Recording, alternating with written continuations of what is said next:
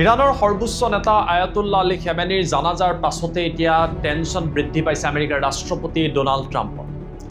কিয়নো ইজৰাইলৰ চোৰাংচোৱা সংস্থা মোছাদৰ তৰফৰ পৰা ট্ৰাম্পক লৈ এটা ডাঙৰ মন্তব্য কৰা হৈছে। ইজৰাইলৰ চোৰাংচোৱা সংস্থা মোছাদে কৈছিলে যে ইৰাণে প্ৰতিশোধৰ বাবে প্ৰতিটো পৰিকল্পনা সাজু কৰি তুলিছে আৰু এই পৰিকল্পনা অনুসৰি আমেৰিকাৰ ৰাষ্ট্ৰপতি ডোনাল্ড ট্ৰাম্পক লক্ষ্য কৰি ল'ব পাৰে ইৰাণে। কিয়নো খেমেনিৰ জানাজাৰ সময়ত দেখিবলৈ পোৱা গৈছিলে ইৰাণে এখন ৰঙা পতাকা উত্তোলন কৰিছিল, প্ৰতিশোধৰ কথা কৈছিল, ট্ৰাম্পক লক্ষ্য কৰি লোৱাৰ কথা কৈছিল আৰু এই কথা যদি সত্য হয় তেতিয়া আমেৰিকাৰ বাবে অতিকৈ ভয়াৱহ হ'ব। এই সমগ্ৰ বিষয়ক লৈ ট্ৰাম্পে প্ৰথমবাৰৰ বাবে প্ৰতিক্ৰিয়া প্ৰকাশ কৰিছে। নিজৰ সামাজিক মাধ্যম ট্ৰুথ ছ'চিয়েলত মুকলিকৈ ট্ৰাম্পে লিখিছে, যদি আমেৰিকাৰ ৰাষ্ট্ৰপতিক ইৰাণে লক্ষ্য কৰি লয় নাইবা ট্ৰাম্পক লক্ষ্য কৰি লয়, ইয়াৰ বাবে নিৰ্দেশ আমেৰিকান সেনাক প্ৰদান কৰা হৈছে। যদি এনে ঘটনা সংঘটিত হয় যিদৰে আমেৰিকাই খেমেনিক লক্ষ্য কৰি ল'লে, তেনেকুৱা কাম যদি ট্ৰাম্পৰ ওপৰত ইৰাণে কৰে, তেতিয়াহ'লে আমেৰিকাই সাজু কৰি ৰাখিছে 1000 মিছাইল। আপোনালোকে ঠিকেই শুনিছে, ডোনাল্ড ট্ৰাম্পে নিজৰ জীৱনক লৈ ডাঙৰ মন্তব্য কৰিছে, যদি মোৰ ওপৰত এই ঘটনা সংঘটিত হয় 1000 মিছাইলৰ সহায়ত ইৰাণৰ লক্ষ্য কৰি লোৱা হ'ব আৰু ইৰাণৰ প্ৰতিটো প্ৰান্ত সম্পূৰ্ণৰূপে ধ্বংস কৰি দিয়া হ'ব। ডাঙৰ প্ৰশ্ন উত্থাপিত হৈছে যে খেমেনিৰ জানাজাৰ পাছত ইৰাণে ট্ৰাম্পক লক্ষ্য কৰি ল'ব নেকি আৰু ইয়াৰ ফলত পুনৰবাৰ বিশ্ব অস্থিৰ হৈ পৰিব নেকি?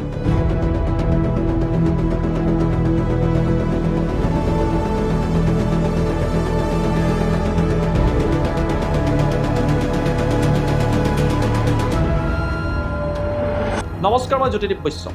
ইৰাণৰ প্ৰাক্তন সৰ্বোচ্চ নেতা আয়াতুল্লাহ আলী খেমেনিৰ মাছআদত বিশেষ জানাজা অনুষ্ঠিত হয়। এই জানাজা কেইবাদিন ধৰি অব্যাহত থাকে আৰু অৱশেষত মাছআদত তেখেতক কবৰস্থ কৰা হয়। এই সমগ্ৰ অনুষ্ঠানত 4 কোটিতকৈ অধিক লোক সমবেত হোৱা বুলি ইৰাণ চৰকাৰৰ তৰফৰ পৰা দাবী কৰা হৈছে। এই জানাজাত ইৰাণৰ বিভিন্ন প্ৰান্তৰ জনতাই তেখেতক শ্ৰদ্ধাঞ্জলি জনাইছিলে, ইৰাকৰ জনতাই শ্ৰদ্ধাঞ্জলি জনাইছিল। কিন্তু ইয়াৰ মাজতেই ইৰাণৰ জনতাৰ তৰফৰ পৰা এটা দাবী কৰা হৈছিল। এই দাবী আছিলে আমেৰিকা তথা আমেৰিকাৰ ৰাষ্ট্ৰপতি ডোনাল্ড ট্ৰাম্পৰ ওপৰত।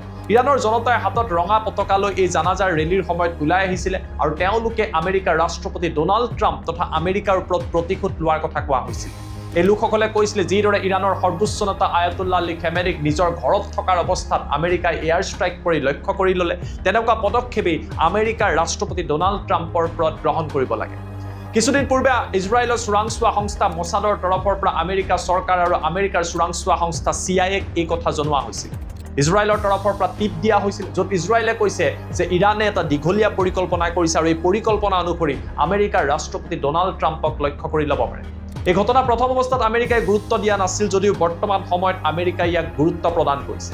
কিয়নো এই জানাজা চলি থকাৰ মাজতেই আমেৰিকাৰ তৰফৰ পৰা ইৰাণৰ কেইবাটাও প্ৰান্তত এয়াৰ ষ্ট্ৰাইক কৰা হৈছিল, য'ত ইৰাণৰ যথেষ্ট সংখ্যক লোকৰ মৃত্যু হৈছিলে। এই ঘটনাৰ পাছত ইৰাণে মধ্যপ্ৰাচ্যৰ কেইবাটাও প্ৰান্তত প্ৰত্যুত্তৰ দিছিলে। ওমান, বেহৰিন, কাটাৰ আদি বিভিন্ন দেশত ভয়াৱহ পৰিৱেশৰ সৃষ্টি হৈছিল।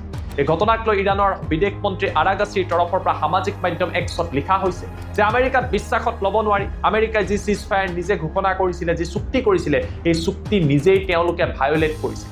গতিকে এই সমগ্ৰ ঘটনাৰ প্ৰত্যুত্তৰ থাকিব, এই সমগ্ৰ ঘটনাৰ প্ৰতিক্ৰিয়া থাকিব। বৰ্তমান সময়ত আৰাগাছী গৈ ওমানত উপস্থিত হৈছে আৰু ওমানৰ বিদেশ মন্ত্ৰীৰ সৈতে ইৰাণৰ বিদেশ মন্ত্ৰীগৰাকী আলোচনা কৰিছে। কিয়নো হৰমুজত বৰ্তমান সময়ত জাহাজৰ চলাচল প্ৰায় বন্ধ হৈ পৰিছে। ইৰাণে কৈছে যে আমেৰিকাই যি ঘটনা সংঘটিত কৰিলে তাৰ পাছত হৰমুজ এতিয়া ইৰাণে নিয়ন্ত্ৰণ কৰিব। পৰিস্থিতি যাতে পুনৰবাৰ উভতাই আনিব পৰা যায়, শান্তিৰ মাজলৈ পুনৰবাৰ যাতে উভতি যাব পৰা যায়, তাৰ বাবে এই প্ৰচেষ্টা গ্ৰহণ কৰা হৈছে। কিন্তু এনে ঘটনাৰ মাজতেই ট্ৰাম্পৰ কিছু সিদ্ধান্তক লৈ, ট্ৰাম্পৰ কিছু মন্তব্যক লৈ প্ৰশ্ন উত্থাপিত হৈছে। ট্ৰাম্পৰ তৰফৰ পৰা বৰ্তমান সময়ত মানি লোৱা হৈছে যে ইৰাণে হয়তো পৰিকল্পনা কৰিব পাৰে তেখেতক লক্ষ্য কৰি লোৱাৰ বাবে, আৰু এনেকুৱা কাম যদি কৰে তাৰ বাবে ইতিমধ্যে নিৰ্দেশ প্ৰদান কৰা হৈছে। মই এই মুহূৰ্তত আপোনালোকক ট্ৰাম্পৰ ট্ৰুথ ছ'চিয়েলৰ সেই পোষ্টটো দেখুৱাই দিছোঁ, য'ত ট্ৰাম্পে লিখিছে 1000 মিছাইল বৰ্তমান সময়ত লক এণ্ড লোড হৈ আছে আৰু ইৰাণলৈ লক্ষ্য কৰি ৰাখি থোৱা হৈছে। কেৱল এই 1000 মিছাইলেই নহয়, ইয়াৰ পাছত আৰু হাজাৰ হাজাৰ মিছাইল ইৰাণক লক্ষ্য কৰি নিক্ষেপ কৰা হ'ব। যদিহে ইৰাণৰ তৰফৰ পৰা, ইৰাণ চৰকাৰৰ তৰফৰ পৰা আমেৰিকাৰ ৰাষ্ট্ৰপতি অৰ্থাৎ মোক যদি লক্ষ্য কৰি লোৱা হয়, তাৰ নিৰ্দেশ মই আগতীয়াকৈ প্ৰদান কৰিছোঁ। এই কাম যদি ইৰাণে কৰে, তাৰ প্ৰত্যুত্তৰৰ বাবে নিৰ্দেশ মই আমেৰিকান মিলিটাৰীক প্ৰদান কৰিছোঁ। আমেৰিকাৰ সেনাবাহিনী এবছৰৰ বাবে যুদ্ধ কৰিবলৈ সাজু হৈ আছে। প্ৰয়োজনত এই সময়সীমা বৃদ্ধি কৰা যাব আৰু সম্পূৰ্ণৰূপে ইৰাণক ধ্বংস কৰি দিয়া যাব। Praise be to Allah, president Donald J Trump. অৰ্থাৎ ট্ৰাম্পৰ তৰফৰ পৰা এটা কথা মানি লোৱা হৈছে যে ইৰাণে ট্ৰাম্পক লক্ষ্য কৰি ল'ব পাৰে আৰু ইৰাণে ইয়াৰ বাবে পৰিকল্পনা কৰিছে। দ্বিতীয় কথা, ট্ৰাম্পৰ এই ট্ৰুথ ছ'চিয়েলত যদি আপোনালোকে চাই, এবছৰৰ বাবে যুদ্ধ কৰিবলৈ সাজু হৈ আছে আৰু প্ৰয়োজনত এই সময়সীমা আমেৰিকাৰ সেনাবাহিনীয়ে বৃদ্ধি কৰিব। অৰ্থাৎ ইৰাণৰ লগত যদি আমেৰিকান সেনাই যুদ্ধ কৰে, সম্পূৰ্ণ দিশেৰে প্ৰতিটো প্ৰান্তৰ পৰা যদি আক্ৰমণ কৰা হয়, ফুল স্কেল যদি ৱাৰ ঘোষণা কৰা হয়, ট্ৰাম্পে এছেছমেণ্ট কৰিছে যে এই যুদ্ধত এবছৰ বা তাতোতকৈ অধিক সময় লাগিব। কিয়নো এনেকুৱা যদি হয়, ইৰাণৰ তৰফৰ পৰা সম্পূৰ্ণ প্ৰত্যুত্তৰ দিয়া হ'ব। গতিকে ট্ৰাম্পৰ এই কথাক লৈ পুনৰবাৰ মধ্যপ্ৰাচ্যত উত্তেজনা বৃদ্ধি পাইছে। যি সময়ত গাল্ফ নেশ্যনসমূহে শান্তিৰ বাবে চেষ্টা কৰিছে, সেই সময়ত ট্ৰাম্পে কৈছে যে 1000তকৈ অধিক মিছাইল ইৰাণক লক্ষ্য কৰি লোৱা হ'ব। অৱশ্যে ইৰাণৰ তৰফৰ পৰা এই ঘটনাক লৈ এতিয়ালৈকে আনুষ্ঠানিক কোনো প্ৰতিক্ৰিয়া অহা নাই। ইৰাণে কি প্ৰতিক্ৰিয়া প্ৰকাশ কৰিব তাৰ ওপৰতো সকলোৰে দৃষ্টি নিবদ্ধ হৈ আছে। এই ঘটনা চলি থকাৰ মাজতে আমেৰিকাৰ সংবাদ মাধ্যম CNN-ৰ তৰফৰ পৰা এটা নতুন বাতৰি প্ৰচাৰ কৰা হৈছে।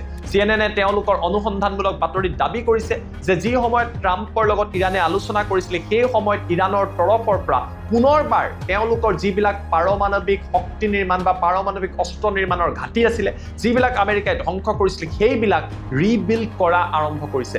ছেটেলাইট ইমেজৰ সহায়ত CNN-এ দাবী কৰা অনুসৰি যে ইৰাণে পুনৰবাৰ এই পাৰমাণৱিক প্ৰকল্পসমূহত কাম কাজ আৰম্ভ কৰিছে। এতিয়া প্ৰশ্ন উত্থাপিত হৈছে, আমেৰিকাৰ লগত ডিল যদি সম্পূৰ্ণৰূপে কেনচেল হয়, কিয়নো ট্ৰাম্পে কৈছে যে আমি চিজ ফায়াৰ ভংগ কৰিলো, ইৰাণৰ লগত কোনো ডিল নহয়। ডাঙৰ প্ৰশ্নটো হৈছে যে ইয়াৰ পাছত ইৰাণে পুনৰ পাৰমাণৱিক বোমা নিৰ্মাণৰ কাম আৰম্ভ কৰিব নেকি? সেয়া যদি হয়, পুনৰবাৰ উত্তেজনা বৃদ্ধি পাব। কিয়নো ইজৰাইলৰ তৰফৰ পৰা কোৱা হৈছে, ইৰাণে যদি এই কাম কৰে, ইজৰাইলে ইৰাণক লক্ষ্য কৰি ল'ব। অৰ্থাৎ এই বিষয়টো এতিয়া অধিক জটিল হৈ পৰিছে। এফালে খেমেনিৰ জানাজাৰ সময়ত প্ৰতিশোধৰ কথা কোৱা হৈছে, আনহাতে ট্ৰাম্পে 1000 মিছাইল সাজু হৈ আছে বুলি কোৱা হৈছে। তাৰ মাজতে দাবী কৰা হৈছে যে ইৰাণে পুনৰবাৰ পাৰমাণৱিক প্ৰকল্পসমূহত কাম আৰম্ভ কৰিছে, পুনৰ নিৰ্মাণ আৰম্ভ কৰিছে। গতিকে স্বাভাৱিকতেই এতিয়াও শান্তিক লৈ এটা ডাঙৰ প্ৰশ্নবোধক আছে। কিন্তু এটা কথা সুনিশ্চিত, আমেৰিকাই বুজি উঠিছে যে ইৰাণক সহজতে পৰাজিত কৰিব নোৱাৰি। ফুল স্কেল যুদ্ধ হ'লেও এবছৰ বা তাতোতকৈ অধিক সময় লাগিব। সেয়া ট্ৰাম্প নাইবা আমেৰিকাও এই মুহূৰ্তত মানি ল'বলৈ বাধ্য হৈছে।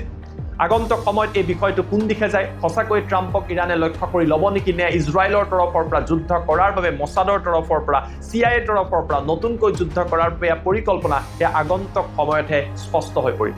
এয়া আছিলে শেহতীয়া খবৰ, যি খবৰক লৈ সমগ্ৰ বিশ্বত এতিয়া ব্যাপক প্ৰতিক্ৰিয়াৰ সৃষ্টি হৈছে। এই সমগ্ৰ বিষয়টোক লৈ আপোনালোকে কি ভাবে আৰু ট্ৰাম্পৰ এনে মন্তব্যক লৈ কি ভাবে, কমেণ্ট কৰি আমাক জনাবলৈ নাপাহৰিব।